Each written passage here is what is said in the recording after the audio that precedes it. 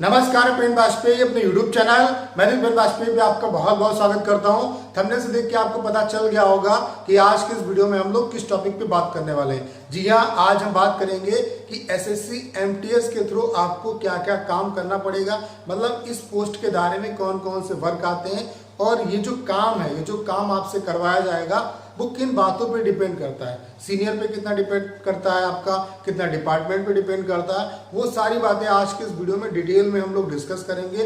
तो आप सभी स्टूडेंट से मेरी ये रिक्वेस्ट है कि इस वीडियो को अंत तक देखिए, आपको सारी चीजें बहुत अच्छे तरीके से समझ में आ जाएंगी। तो आइए स्टार्ट करते हैं इस वीडियो को। सबसे पहले आप समझ लीजिए कि एसएससी एमटीएस के थ्रू आपकी दो पोस्टें भरी जाती हैं। पहली तो है आपकी जो है ग्रुप सी लेवल की और दूसरी है ग्रुप डी। तो ग्रुप सी में कौन कौन से डिपार्टमेंट आते हैं, जैसे कि आपका कस्टम डिपार्टमेंट हो गया, आपका इनकम टैक्स डिपार्टमेंट हो गया, कुछ और डिपार्टमेंट्स आते हैं और बाकी इसमें डिपार्टमेंट्स आते हैं।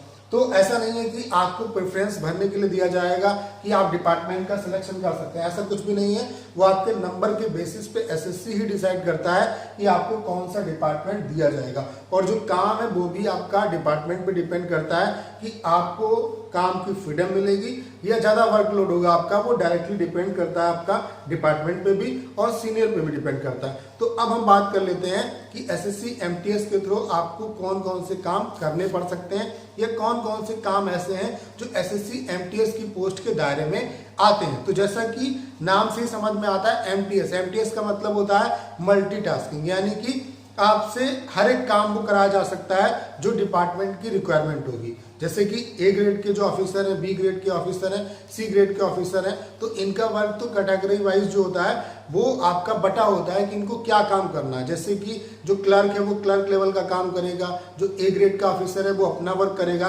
तो आपकी जो पोस्टिंग होती है वो ग्रुप डी पोस्ट के लिए होती है।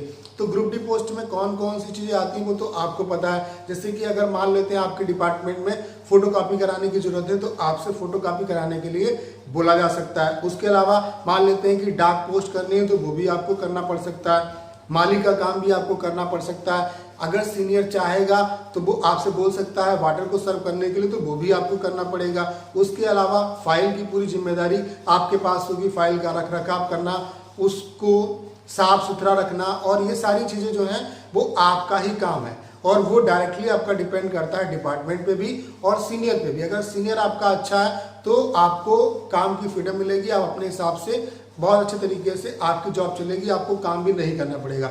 लेकिन अगर सीनियर चाहेगा तो वो आपसे आपकी पोस्ट के थ्रू जो काम है वो आपसे करा सकता है और ये सारे काम आपकी पोस्ट में ही है।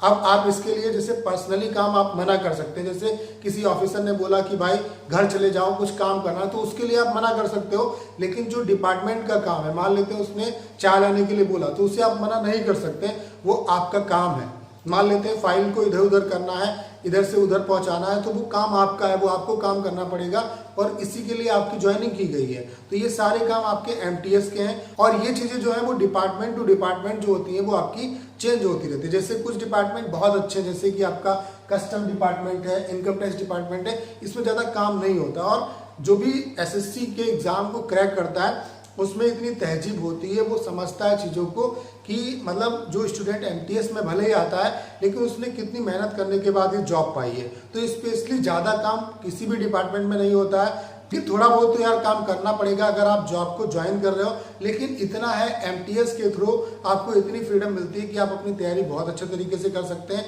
आपको टाइम ही टाइम मिलता है, इतना ज़्यादा वर्क नहीं होता है, बहुत ही कम टाइम होता है जब आपको बहुत ज़्यादा काम करना पड़े। बाकी आपका जो काम है वो ज़्यादा नहीं होता है, डिपार्टमेंट में आप बैठे रहेंगे, उसके अलावा इतना वर्कलोड नहीं होता है। ये मैं अपने दोस्तों के अनुभव के हिसाब से आपको बता रहा हूँ। तो ये सारे काम हैं और ये आपको करने पड़ सकते हैं, ये डिपेंड करता है आपके सीनियर पे। तो उम्मीद है कि जो भी इंफॉर्मेशन मैंने आज के इस वीडियो में आप लोगों के साथ शेयर की वो आपको बहुत अच्छे तरीके से समझ में आई होगी।